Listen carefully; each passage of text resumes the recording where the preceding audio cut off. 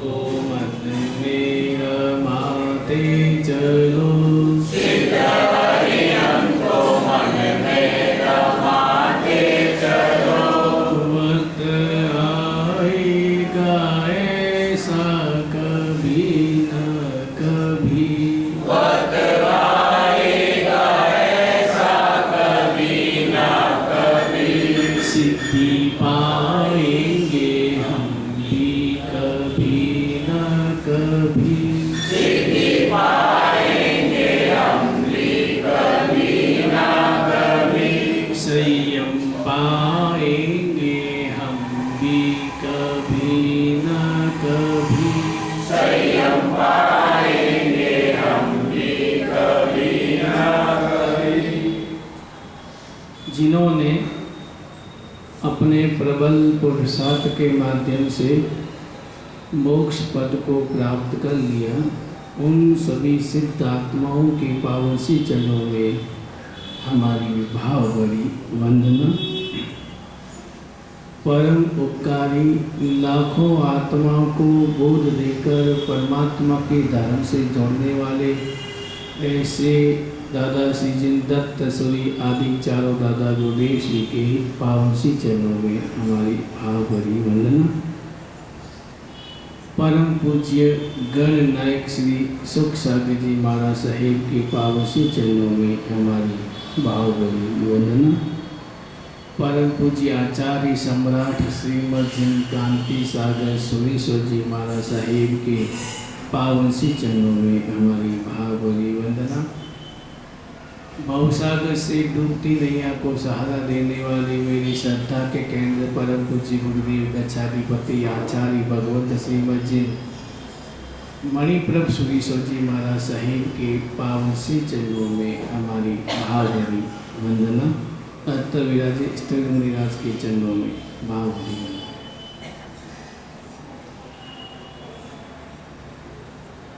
आज जन्माष्टमी है।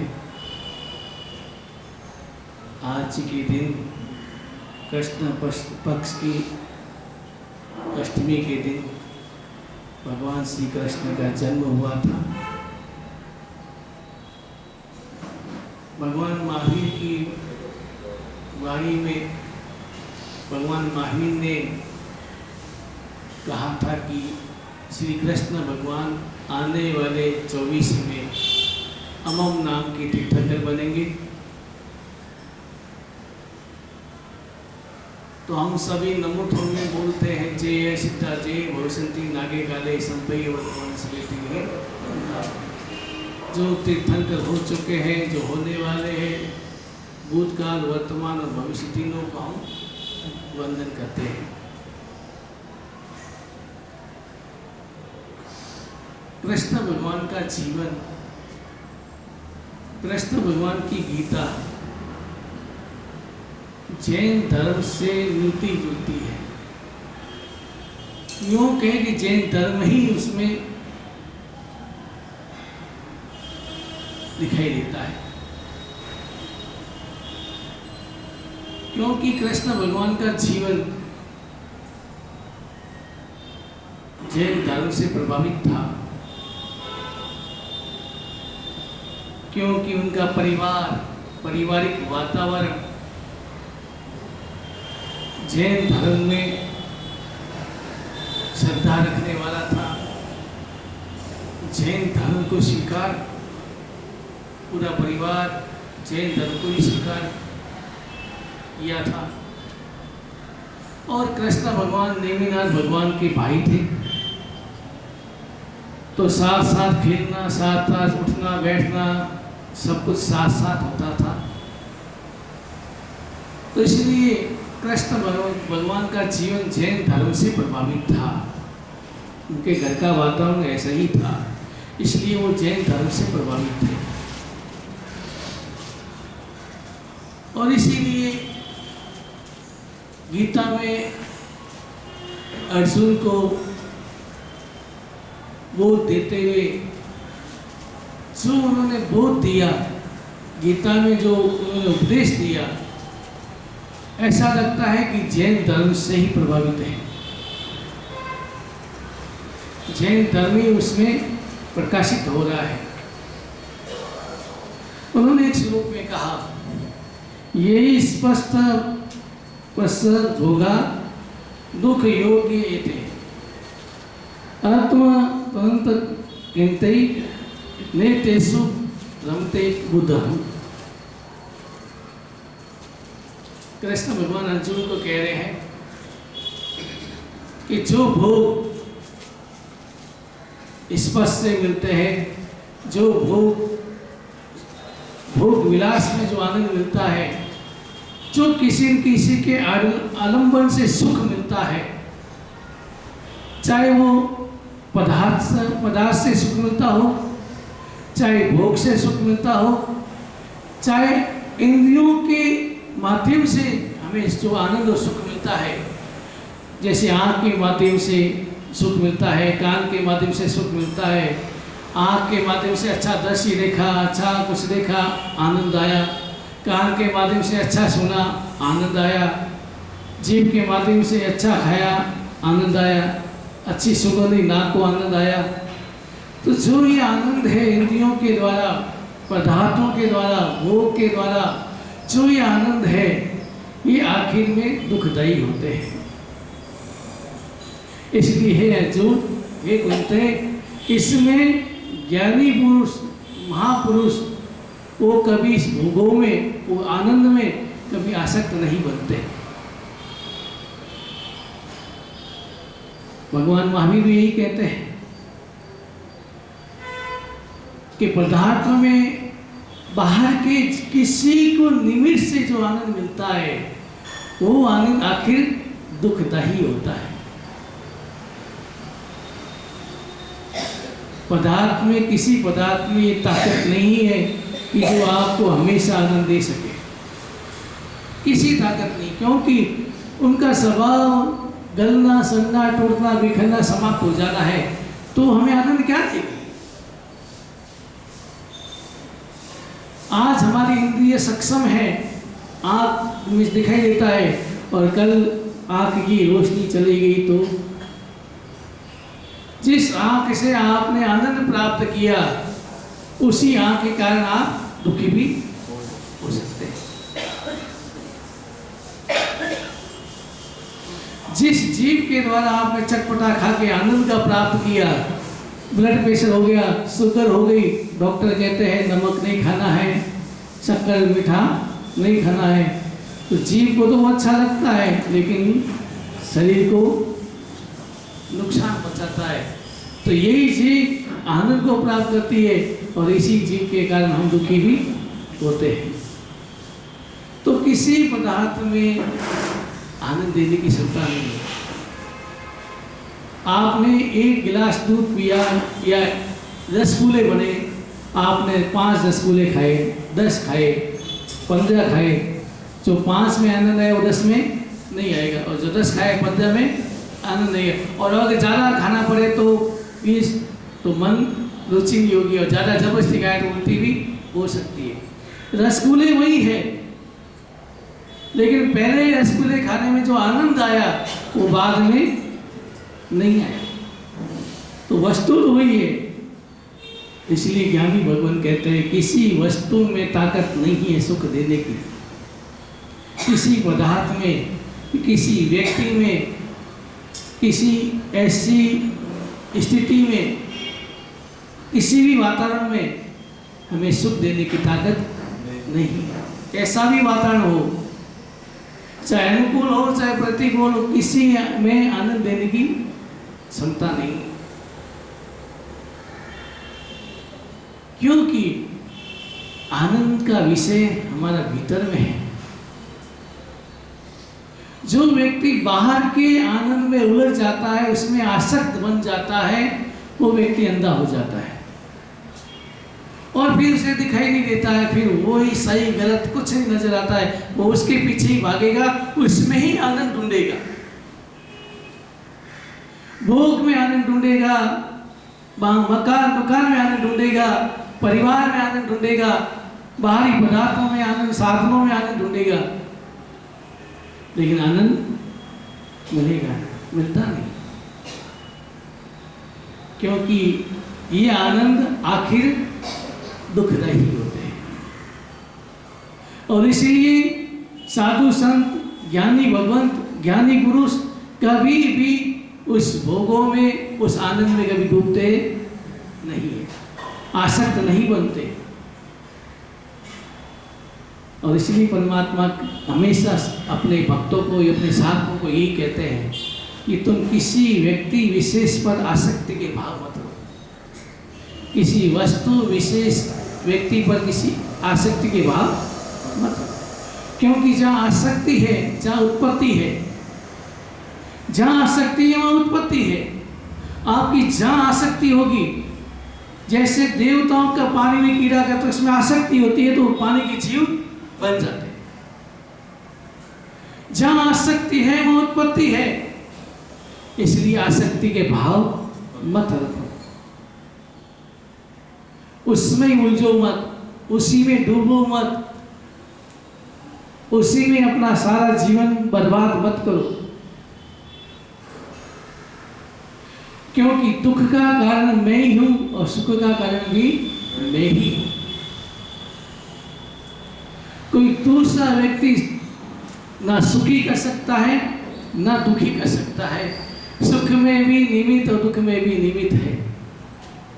जैसे उदाहरण के लिए किसी व्यक्ति ने एक कुत्ते पर पत्थर फेंका, कुत्ते को चोट आई, कुत्ता किसके पीछे भागता है? कभी गहराई से देखा? कुत्ता पत्थर के पीछे भागता है और उसे जाके सूंघता है। कभी आपने अनुभव किया हो? और अगर शेर पर कोई गोली मारता है तो शेर किसी पीछे भागता है? मारने वाले के पीछे। मारने वाला कौन है? वो जानता है गोली तो निमित्त बन रही है, मारने वाला दूसरा है। कुत्ता निमित्त को पकड़ता है, ये नहीं मानता है कि चोट पहुंचाने वाला तो कोई दूसरा है, ये तो पत्थर निमित्त बना है। और कुत्ता निमित्त को पकड़ता है और शेर मारने वालों को पकड़ता है। हम क्या कर रहे हैं? हम निमित्त को पकड़ते हैं या मूल को पकड़ते हैं कि दुख क्यों आया, सुख क्यों मिला, दुख क्यों मिला? आप निमित्त को पकड़ते हैं या मूल को पकड़ते हैं? निमित्त को अगर दुख में निमित्त को पकड़ेंगे तो और ज्यादा दुखी हो जाएंगे। उसने मुझे दुखी किया, उसके कारण मैं दुखी हुआ, उसके कारण मुझे नुकसान हुआ, उसने मुझे ऐसा किया, मेरा अपमान किया, वो किया। अगर उसके कारण आप दुख का कारण उनको बताते हैं, दूसरों को मानते हैं, तो व्यक्ति और ज्यादा दुखी होता है, कभी सुखी नहीं हो सकता। वो हर समय ही सोचता रहेगा। और अगर मूल को पकड़ ले तो चिंतन बदल जाएगा कि ये तो निमित्त है, मूल में मेरा ही कर्म है, मैं ही अपना करता धरता भोगता गाता मैं ही हूँ, करने वाला मैं ही हूँ और भोगने वाला भी मैं ही हूँ। तो मैं दूसरों को दोष क्यों देता हूँ? फिर मैं दूसरों को क्यों दोषी बनाता हूँ? उसके प्रति आक्रोश के भाव, द्वेष के भाव क्यों रखता हूँ? कृष्ण भगवान यही कहते हैं कि किसी बाहरी व्यक्ति में ना तो सुख देने की ताकत है ना दुख देने की ताकत है। और इसलिए ज्ञानी भगवान आसक्ति रहित रहते हैं। कैसी भी स्थिति हो, चाहे अनुकूल हो चाहे प्रतिकूल हो, कैसी भी स्थिति हो, उस स्थिति में आसक्त नहीं बनते। कौन? ज्ञानी भगवान। और हम क्या करते हैं? सुख होता है, सुख का एहसास होता है तो हम उसमें आसक्त बन जाते हैं। सुख का केवल एहसास होता है, एहसास होता है, आभास नहीं होता है। और आभास में एहसास में अंतर है।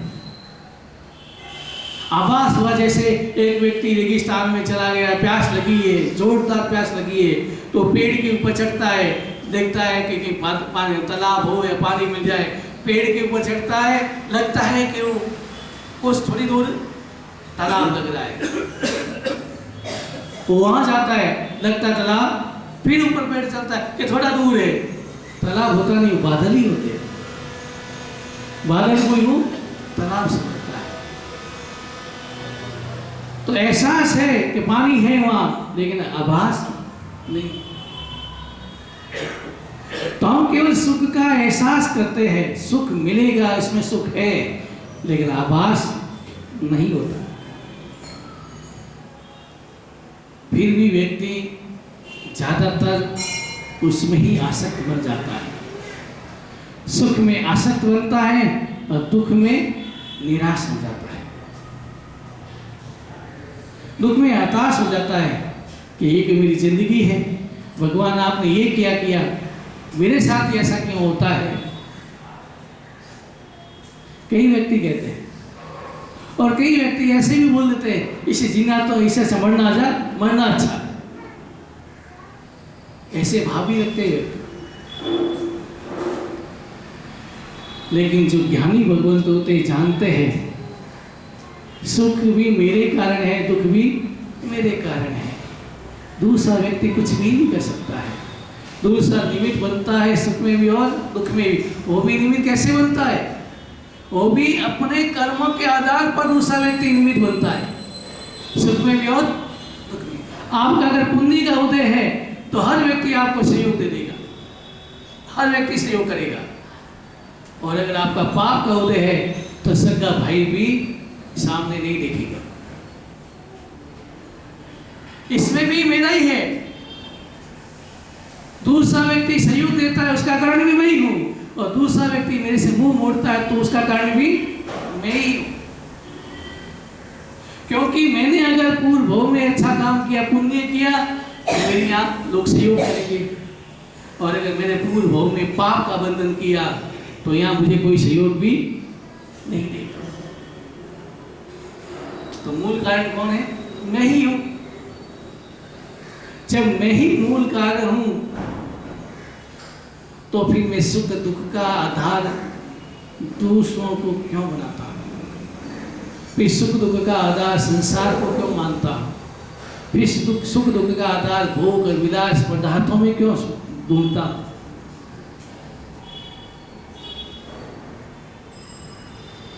इसलिए हमें समझना है कि वास्तव में इस संसार में कोई किसी का नहीं है, कोई किसी का नहीं है, और कोई किसी का सहयोग नहीं कर सकता।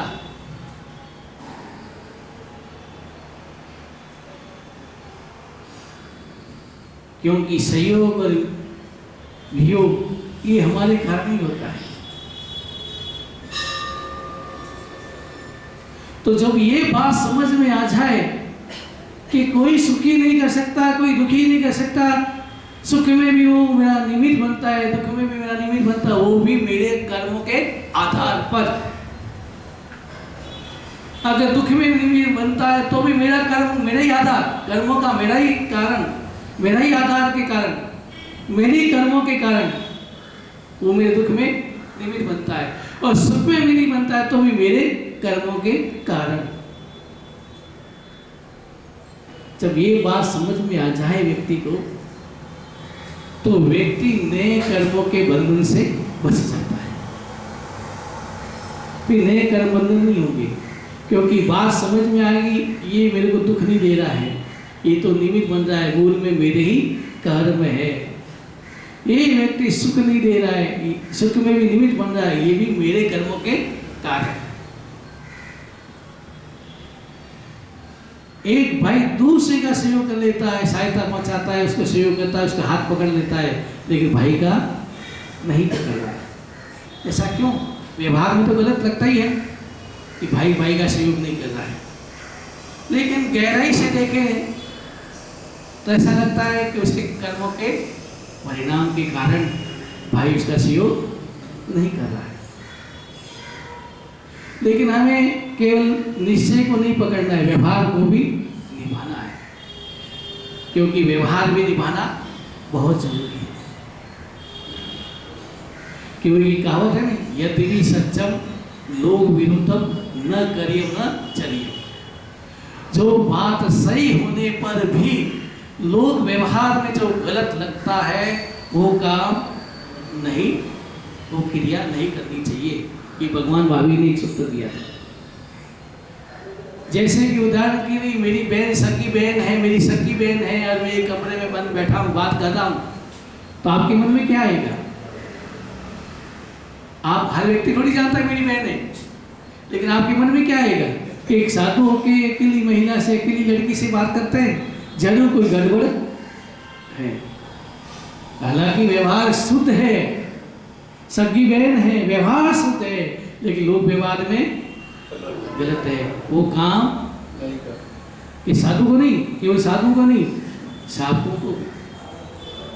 एक व्यक्ति दारू की बोतल में, दारू की दुकान के अगर पानी पीता है तो भी क्या लगता है? बात सही है, पानी पी रहा है, लेकिन व्यवहार में गलत है, तो ऐसा काम नहीं करना चाहिए।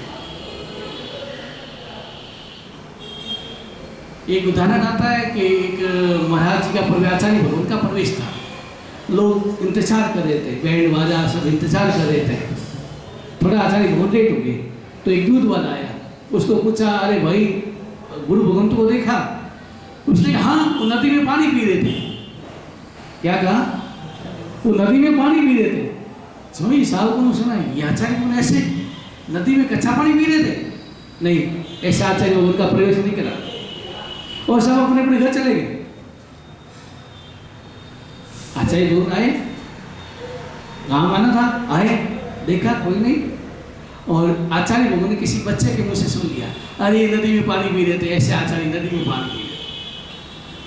जो ही आचार्य भगवान को ये बात पता चली, आचार्य भगवान घर घर जाके साहब को बुलाया, साहब को बुला के कहा, ये तो मेरे भाग्य अच्छे हैं कि नदी सूखी है, नदी सूखी है। अगर गीली पानी से भरी होती तो आप विश्वास नहीं करते, लेकिन नदी सूखी है। अरे नदी के किनारे पेड़ के नीचे पानी वापस देते, आए रहते, सीमा होती है, हमें पानी सीमा होती है, सीमा से ज़्यादा पानी, इतने कोस से ज़्यादा पानी नहीं ले जा सकते, ऐसा हमारा नियम है। क्योंकि एक दूसरे का शस्त्र, ये मिट्टी होती है, एक दूसरी मिट्टी दूसरे कोस में चली जाए तो वो भी एक दूसरी मिट्टी का शस्त्र बन जाता है। इसलिए हम पाँवों की आगे जाना हो तो पाँवों की परमार्जना करके फिर आगे जाएंगे, क्योंकि एक मिट्टी दूसरी मिट्टी का शस्त्र बन जाता है कोसों के। तो हम अपना पानी वापस देते, चुका देते। आप देख लो, बात सही थी, अपना पानी वापस देते, लेकिन साहब दूध वाले ने क्या कहा, वो भी सही था, झूठ नहीं बोला कि नदी में पानी, नदी में बैठे थे, नदी किनारे बैठे थे, नदी में पानी भी, नदी सूखी थी। तो जो बात सही होने पर भी लोग व्यवहार में गलत लगता है तो वो काम नहीं करना चाहिए। और वर्तमान में भाई बहन सके भाई बहन पूरे बाजार में हाथ में डाल के चलते हैं, पाँव हाथ पकड़ के चलते हैं, तो लोगों में क्या लगता है? हर व्यक्ति थोड़ी जानता है कि मेरी बहन है, भाई क्या है। इसलिए व्यवहार का ध्यान रखना भी बहुत जरूरी है। व्यवहार, और जितना आप व्यवहार का ध्यान रखेंगे, व्यवहार का पालन करेंगे, उतना ही आप पाप से बचेंगे। क्योंकि व्यवहार में ध्यान नहीं रखा और आपके कारण दूसरों के मन में विकार आया, दूसरे के मन में गलत भाव आए, दूसरे के मन में ये आपके निंदा के भाव आए, उसमें निमित्त कौन बने? आप स्वयं बने। इसलिए व्यवहार का पालन जरूरी है। तो इस कहने का मतलब, भाई अगर सक्षम है दूसरे भाई का सहयोग करना चाहिए, भले ही कर्मों के आधार पर उसको मिलता है, लेकिन अपनी ओर से उनका सहयोग करना चाहिए। तो कृष्ण भगवान यही कहते हैं कि बाहर में सुख नहीं है, और ज्ञानी भगवान बाहर के सुखों में उलझते नहीं है। फिर आगे कहते हैं, एक श्लोक में और कहा गीता में कि सर्वधर्माणि परित्यज्य माम केव शरणं व्रज, सबको छोड़ करके तुम मेरी शरण में आ जा, तुम मेरी शरण में आ जा तो तुम कभी दुखी नहीं होगा। तो आप क्या समझेंगे इससे? आप तो यही समझते हैं कि कृष्ण भगवान के मेरी शरण में आ जा तो तुम्हें दुख नहीं होगा, लेकिन ये गहरा विषय है। इसका अर्थ इतना ही नहीं है कि कृष्ण भगवान कहते हैं तुम सब धारण छोड़ के मेरी शरण में आ जा, इसका अर्थ इतना ही नहीं है। कृष्ण भगवान कहते क्या कहना चाहते हैं? तू यानी शरीर, मैं यानी आत्मा, वो शरीर को प्रतिबोध देते हुए कहते हैं कि तू सब बाहर के आडंबर को छोड़ दे और मेरी शरण में स्वीकार कर, मेरी शरण में आ जा। तो जो व्यक्ति बाहर के आडंबरों को छोड़ करके आत्मा की शरण स्वीकार कर ले, लेकिन अपन अगर यही समझ ले ऊपरी ऊपरी कि कृष्ण भगवान के मन में अहंकार है, वो कहते हैं सब छोड़ के मेरी शरण में आ जा, कभी दुखी नहीं होगा। लेकिन कृष्ण भगवान ये आत्मा और शरीर को बोध दे रहे, इसको दे रहे, शरीर को बोध दे रहे कि तुम बाहर के आडंबर से मुक्त बन, बाहर को छोड़ दे, इंद्रियों से मुक्त बन, मन से मुक्त बन और के मेरी शरण में आ जा, मेरी शरण स्वीकार कर ले तो तुम कभी दुखी नहीं हो। लेकिन हमने किसकी शरण स्वीकार के रखी है? शरीर की, मन की।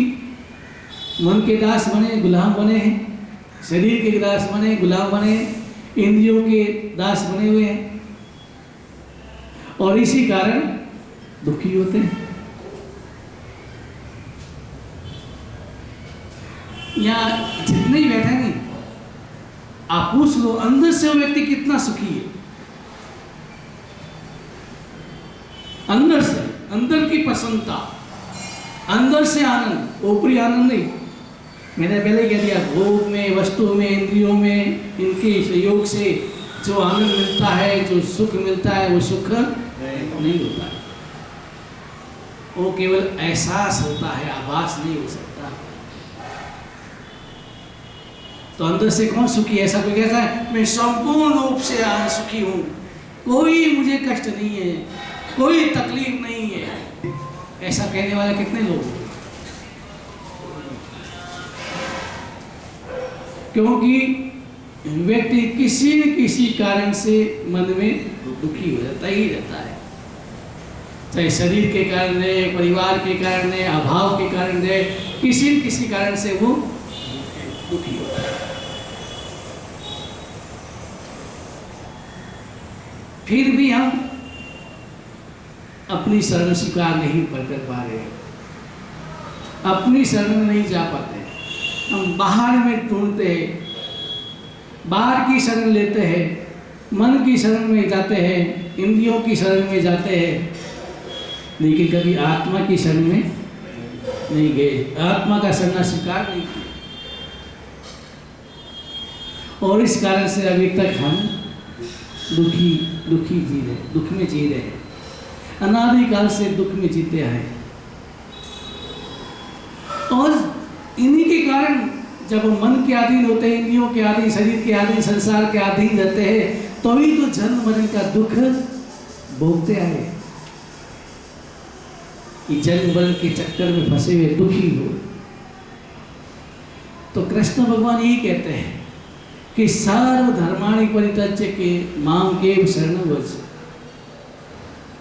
सर्वधर्माणि त्यज्य मां केव शरणं व्रज, बस सबको छोड़ करके मेरी शरण स्वीकार।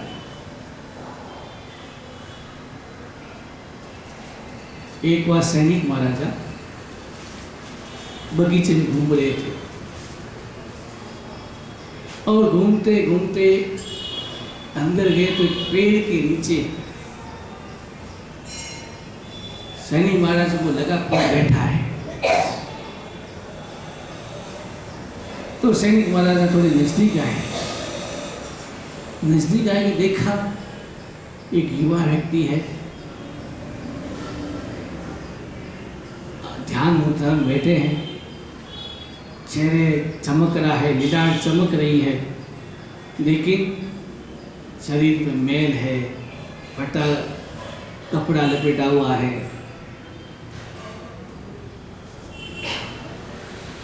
तो सैनिक महाराज ने सोचा कि युवा है और लगता है इसके पास कपड़े पहनने के लिए नहीं होंगे, इसके पास खाने की सामग्री नहीं होगी, इसलिए ये ऐसे बैठा है, इसलिए बाबा बन गया होगा। तो वो ध्यान मुद्रा में थे। सैनिक महाराज वो खड़े रहे, तो जब ध्यान पूरा हुआ तब सैनिक महाराजा ने उससे कहा, कह रहे भाई तुम्हारे पास कुछ भी नहीं है, एक कपड़ा भी फटा पुराना लपेटा हुआ है, शरीर में मैल है, तुम बाबा क्यों बन गए? क्या तेरे पास कोई खाने की चीज खाने के लिए नहीं है, कपड़े पहनने के लिए नहीं है, इस कारण से तुम आप बाबा बना?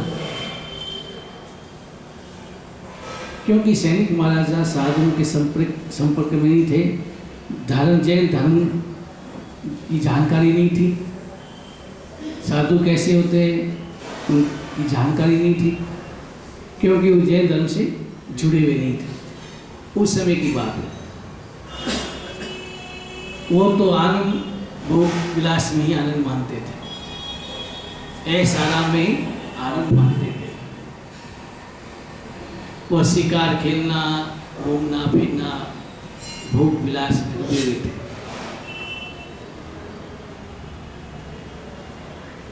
तो सैनिक महाराज ने पूछा तुम बाबा क्यों बने?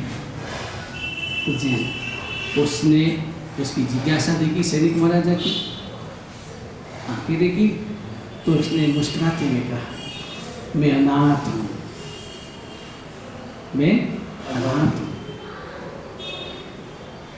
तो सैनिक महाराज ने सोचा अच्छा तेरे परिवार में कोई नहीं है, माता पिता कोई नहीं रहे, तो अनाथ है, कोई बात नहीं। हालांकि मैं तुझे जानता नहीं, फिर भी मेरे मन में तेरे प्रति एक प्रेम के भाववास आ रहे हैं, इसलिए कोई बात नहीं, मैं तेरा नाथ बनने के लिए तैयार हूँ, तुम चलो मेरे साथ, चलो मैं तेरा नाथ बनने के लिए तैयार, मेरे साथ राजमहल में चलो, आनंद और भोग खाओ पियो मौज करो। तब अनाथ मुनि ने सुना, अनाथ मुनि मुस्कुराए और मुस्कुराते हुए धीरे से बोला जो खुद अनाथ है वो दूसरों के नाथ कैसे बने? शनि महाराज तुम मुझे जानते नहीं हो? हाँ मैं जानता हूँ, तुम्हारी बाहरी वेशभूषा से जानता हूँ कि तुम यहाँ के राजा सैनिक, तो तुम ये जानते हो मैं सैनिक राजा हूँ और फिर भी मुझे तुम अनाथ कह रहे? अरे मैं अनाथ कैसे, मैं राजा हूँ यहाँ का, अरे मेरे इंसानों से लाखों व्यक्ति जान कुर्बान करने के तैयार रहते हैं, मैं चाहूँ तो किसी को सुखी बना देता हूँ और मैं चाहूँ तो किसी को दुखी बना देता हूँ, मैं सबका नाथ हूँ।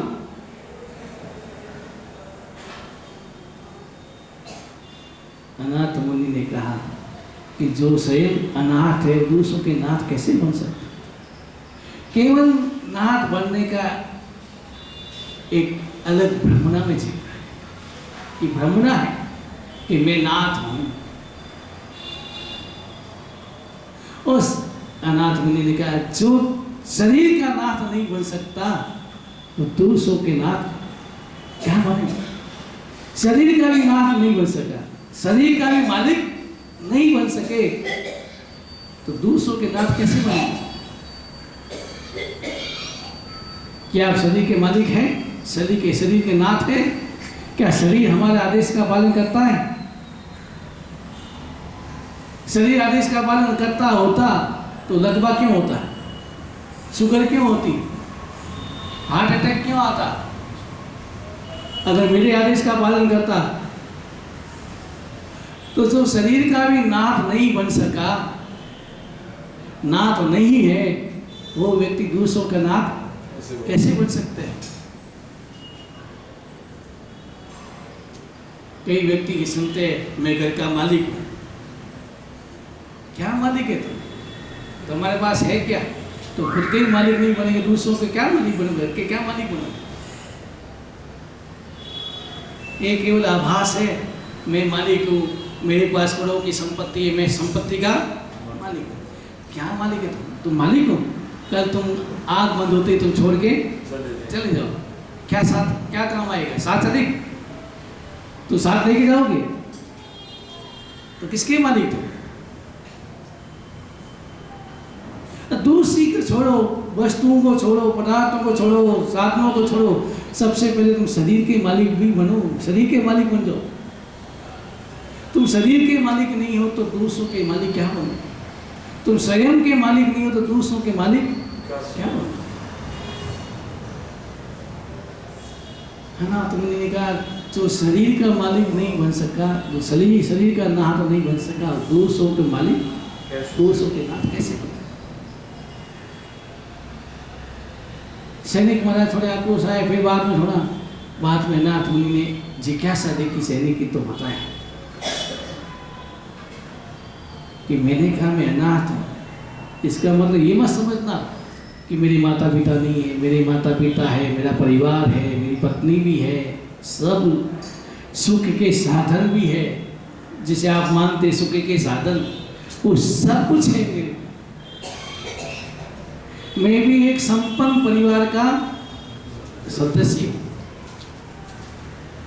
और मैं बाप का इकलौता बेटा हूँ।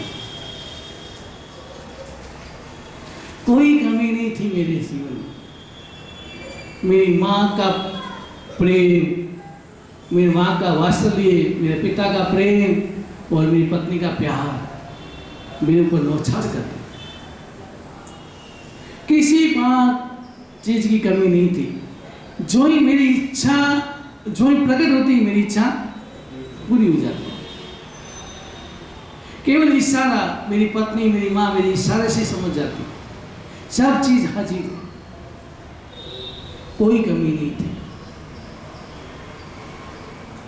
लेकिन एक दिन मेरे पेट में भयंकर सूल, भयंकर पीड़ा हुई, भयंकर पीड़ा, असह्य पीड़ा, असहनीय पीड़ा हुई। आप परिवार में अगर किसी का दर्द होता है तो आप क्या करेंगे? डॉक्टर बुलाएंगे, वैद्य बुलाएंगे, दवाई दे सकते हैं, वो दवाई लगा सकते हैं, उपचार कर सकते हैं, लेकिन किसी का दर्द ले सकते हैं, उपचार कर सकते हैं, दर्द में दुखी हो सकते हैं। दुखी कब होते हैं? जब अपनत्व हो, अपने घर का कोई सदस्य हो या कोई अपना मित्र हो, आत्मीयता हो, जिसके साथ आत्मीयता होती है, उसके दर्द में अपन को भी दर्द होता है, पीड़ा होती है, दर्द होता है। दर्द हो सकता है लेकिन पीड़ा उसकी ले नहीं सकते, उपचार कर सकते हैं। तो मेरे पेट में भयंकर पीड़ा हुई, असहनीय पीड़ा हुई। मैं तड़पता रहा, औषधि बहुत ली, औषधियों का लेप भी बहुत किया, लेकिन मेरा दर्द कम होने का नाम ही नहीं ले रहा था। भयंकर पीड़ा। पत्नी आंखों में आंसू बहा रही थी मेरी पत्नी पीड़ा देख करके, माँ भी रो रही थी, लेकिन मेरा दर्द कोई नहीं ले सकता। और पीड़ा के ऐसे समय में, भयंकर पीड़ा के समय में धीरे धीरे मैं चिंतन में पड़ा। आत्मा की शरण में पहुंच स्वीकार कर गया, आत्मा की शरण में पहुंच गया। और मुझे लगा कि शरीर मेरा नहीं है, मैं शरीर का मालिक नहीं, क्योंकि नौकर होता है मालिक और नौकर। मालिक का काम क्या है? आदेश देना, और नौकर का काम क्या होता है? आदेश देना। लेकिन क्या आपका आदेश शरीर मानता है? तो इसका मतलब मालिक नहीं है। तो मैं आत्मा में डूबा, शरीर मेरा नहीं है, शरीर का मैं मालिक नहीं हूं, मैं शरीर का गुलाम बन गया। और चिंतन बदला और मैंने संकल्प किया कि अगर मेरा दर्द पीड़ा दूर हो जाए, मैं स्वस्थ हो जाऊं, तो मैं सुबह की प्रभात, पहली सूर्य की प्रभात में किरणमयी में संयम स्वीकार करूंगा।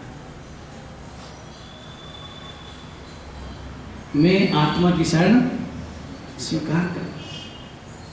और संयोग ऐसा हुआ कि पीड़ा कम हो गई, वो स्वस्थ हो गया, स्वस्थ हुआ। और ऐसा नहीं खाली बोल दिया ठीक हो जाऊं तो दीक्षा लूंगा और ठीक हो गया, बाद में भूल गया, ऐसा नहीं होता। लेकिन अनाथ होनी सुबह हुई और दीक्षा ली, और आत्मा की शरण स्वीकार, आत्मा की मस्ती में रहने लगे, मस्त रहने लगे। सैनिक महाराज ने जब ये बात सुनी, अनाथ मुनि की बाबू से जो बातें सुनी, तो सैनिक महाराज को बोध हुआ कि मैं ब्रह्मणा में जी रहा था, अरे मैं दूसरों का मालिक क्या बनूंगा, दूसरों का नाथ क्या, मैं अपना मालिक भी नहीं बन पाया, तो दूसरों का नाथ क्या बनूंगा। और इसी अनाथ मुनि के वार्तालाप से ही सैनिक महाराज को संबित प्राप्त हुआ, धर्म का बोध हुआ, और उसके कारण बाद में ही वो भगवान महावीर के शरण में पहुंचे। पहले भगवान महावीर के संपर्क में नहीं थे, कभी गए नहीं थे, लेकिन अनाथ मुनि के वार्तालाप से उनको बोध हुआ, आत्मा का बोध हुआ, सम्यक प्राप्त हुआ, सही मार्ग प्राप्त हुआ, सही दिशा मिल गई, और वो पहुंच के भगवान महावीर के शरण। और शरण में पहुंचे तो स्वीकार की, ऐसा किया कि सब कुछ भगवान महावीर को समर्पित कर दिया, तन मन धन। और इतनी श्रद्धा, धर्म का अभाव था तो नरक का बंधन कर लिया, और जो ही धर्म का प्रभाव पड़ा तो तीर्थंकर नामकरण का उपासना कर लिया। इतनी श्रद्धा थी, इतनी सैनिक महाराजा के मन में परमात्मा महावीर की प्रति इतना प्रेम, इतनी श्रद्धा, इतना समर्पण के भाव थे। आप देखें कि उसकी अग्नि संस्कार में हड्डियां भी वीर वीर की आवाज में, कितना समर्पण भाव था। हम अपने आप से प्रश्न करें, क्या मेरा समर्पण, मेरा श्रद्धा, मेरा सब कुछ उस परमात्मा के प्रति, परमात्मा के सिद्धांतों के प्रति मेरा जीवन पर समर्पित है या नहीं? परमात्मा के प्रति केवल श्रद्धा नहीं है, परमात्मा के प्रति, परमात्मा के सिद्धांतों के प्रति अगर श्रद्धा और समर्पण के भाव है तो समझना मेरा जीवन सार्थक बनेगा, मेरा जीवन आगे बढ़ेगा। और समर्पण नहीं है केवल मैं बाहर भी उलझा हूँ, बाहर भी सुख का अनुभव करता हूँ, वो ही सुख आखिर दुख का कारण बनता है। इसलिए आज जन्माष्टमी है, और आने वाले 24 में अमम नाम के तीर्थंकर की आत्मा है। कौन? श्री कृष्ण भगवान की आत्मा। कृष्ण भगवान की आत्मा अभी भी कहीं भी हो, लेकिन आने वाली 24 में अमम नाम की तीर्थंकर की आत्मा है। तो इसलिए हम तीर्थंकर की आत्मा को, तीर्थंकर को हम प्रणाम करते हैं, उनको गुरु को याद करते हैं, कि आने वाले समय में वो तीर्थंकर बनेंगे। तो इसलिए ऐसे ही उनके सिद्धांत गीता जैन धर्म से ही प्रभावित है। आप गीता को पढ़ो तो कई ऐसी बातें होंगी जो जैन धर्म से मिलती जुलती है, क्योंकि जैन धर्म ही उसमें प्रकट किया है कृष्ण भगवान। तो हमें श्रद्धा रखनी है और बाहरी सुखों से मुक्त बन के आत्मा की सुखों की अनुभूति करनी है, आत्मा की शरण स्वीकार करनी है, तो ही हम अपनी आत्मा को परमात्मा बना सकते हैं, भीतर के आनंद को प्राप्त कर सकते हैं।